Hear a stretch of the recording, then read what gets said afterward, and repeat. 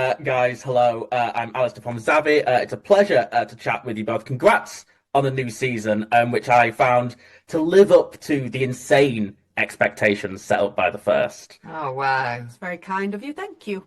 Yeah, so I feel like the new season it has even sort of more sort of rich parallels to sort of historical events than the first, which of course Tony Gilroy spoke about at length.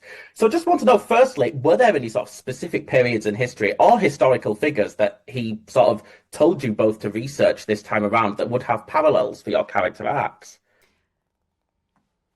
No, not for me personally. I think what he did explain is that his writing has been taken from thousands of years of history of different revolutions, certainly the French Revolution and the Russian Revolution. So, but I kind of when I first got cast in season one, it was I knew that the role was somebody who was in the rebellion. So I kind of did my own research. There was nothing specific that he pointed to.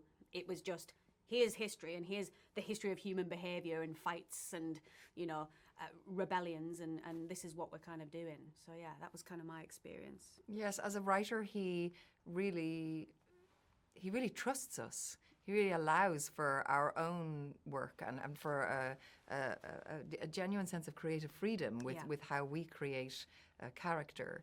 He's very collaborative. I think for the first season, I remember looking at a lot of different political figures across many different eras and ages and spectrums. For this season, I actually brought something a bit closer to home for me, which was, I think empire, straddles continents and history and many cultures.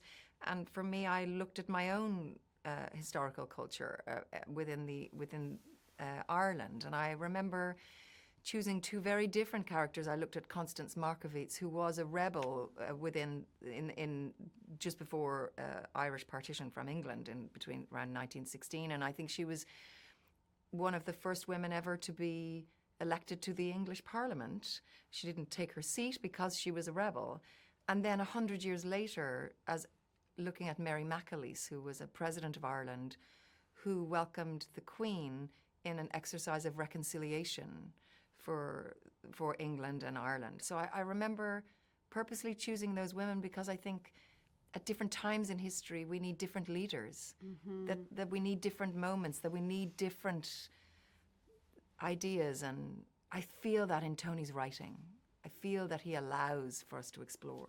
Absolutely, yeah, I agree. Yeah. One of the great things I love about this show is that I wouldn't have the chance to talk to people about this history in any other sort of corner of the Star Wars universe. Genevieve, after the first season of Andor, you said that your storyline this time around would be even more heartbreaking than the first. I just want to know that when you said that, if you were aware of the direction that Mon Mothma's story would take this time around. I had an idea because of where we had to get to. So I think, I can't remember at which time we spoke, but the family stuff, I had an idea that we were going somewhere there, particularly with her daughter. And of course, I found that heartbreaking.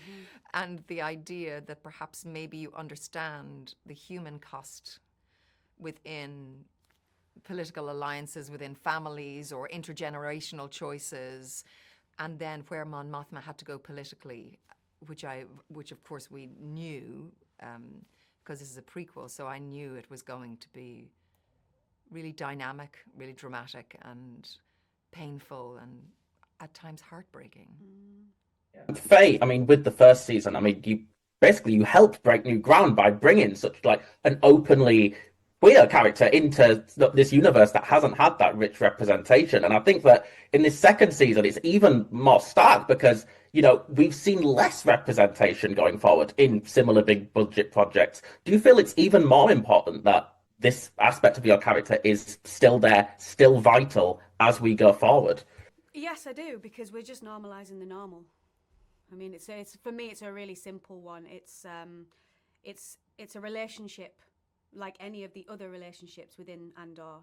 It's two people who love each other. They just happen to be two girls. And Jen made a really great point earlier when we were talking with somebody else about, we have all these different planets and all these different creatures, and why it's odd to think that we couldn't have queer people is interesting. So I just think what's really important is that we're normalizing the normal, and people need to see themselves represented, and that's what we're doing.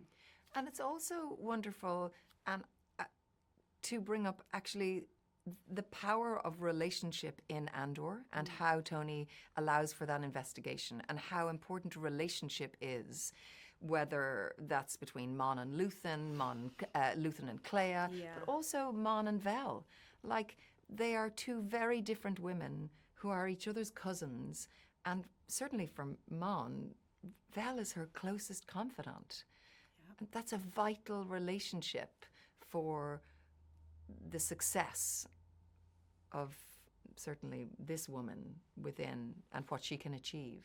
Same for Val, but otherwise there's no link to it, you know. So the power of relationship. They're very, very important to each other, Yeah. Do either of you often worry or even think about sort of like the more toxic aspects of the Star Wars fandom, who are sort of against, you know, having these strong women front and center, who are against, you know, having anything that deviates from the norm?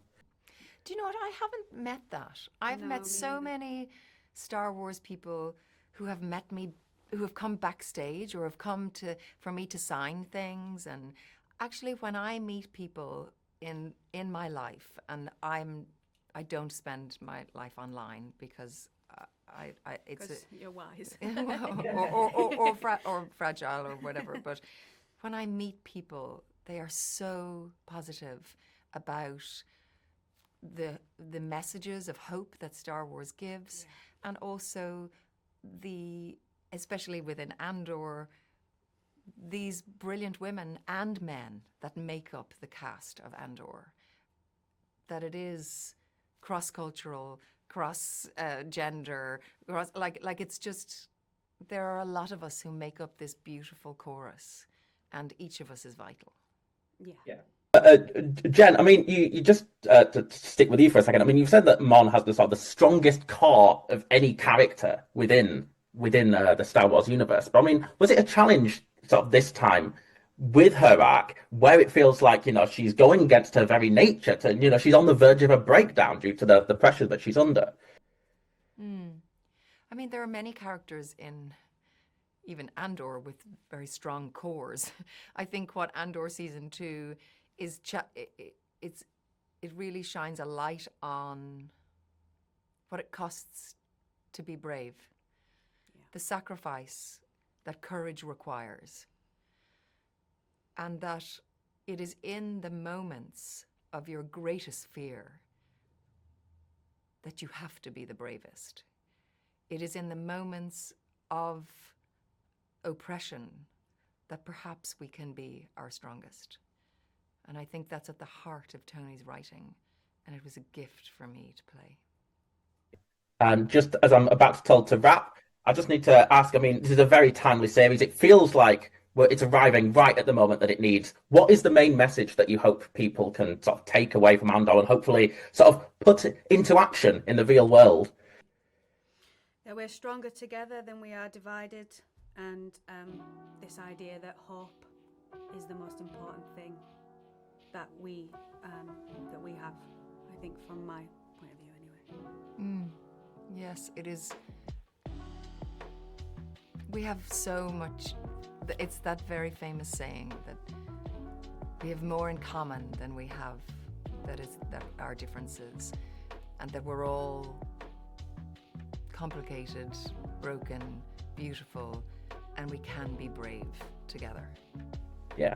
Well, I think that's a beautiful message, and I thought that this was a wonderful second season. Guys, it's been a pleasure chatting with you, and congratulations once again. Thank you, love. You.